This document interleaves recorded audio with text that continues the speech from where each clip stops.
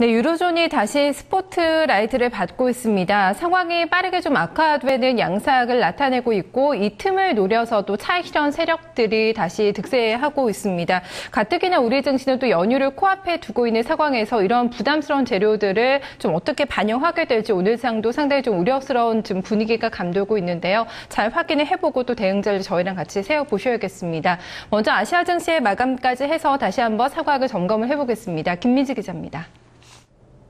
네, 뉴욕 증시가 연 이틀 비교적 큰 폭의 조정을 받았습니다. 전일에는 QE3에 대한 의구심, 이날은 유로존 위기감이 지수 발목을 붙잡았는데요. 다우존스 지수가 0.33% 내린 것을 비롯해서 3대 지수 일제히 1% 미만의 하락률이 기록이 됐습니다. 기술주와 에너지주의 낙폭이 좀 컸다는 점 체크되고 있고요. 유럽 쪽으로 넘어와 보겠습니다. 스페인과 그리스에서 나온 부정적인 뉴스에 민감하게 반응했습니다. 특히 스페인 증시를 보신다면 이날 3.92%의 하락률이 기록됐는데 대규모 긴축안 발표를 앞두고 시민들의 반발이 거세지고 있다는 점, 이와 함께 라오이 총리가 구제금융에 대해 말을 아끼고 있다는 점 등이 부담으로 작용했는데요. 스페인 10년물 금리가 6%째 돌파했다는 소식도 함께 전해져 왔습니다. 스페인 증시 안에서 전 업종이 하락세로 거래 마감됐다는 점 현재 확인이 되고 있습니다.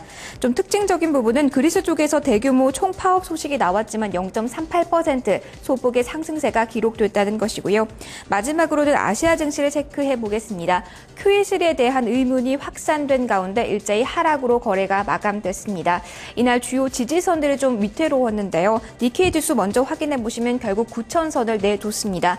2%대 하락률이 기록이 됐는데요. QE3에 대한 퀘스천 마크, 여기에다가 배당락에 대한 부담까지 함께 나오면서 투자 심리 악화된 모습이었습니다.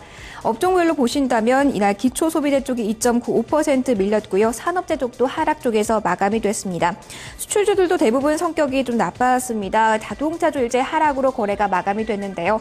도요타 자동차와 닛산과 같은 경우는 아사히 신문 보도를 통해서 중국 내 생산이 전면 중단됐다라는 보도가 나오면서 2% 이상의 하락률이 기록이 됐습니다.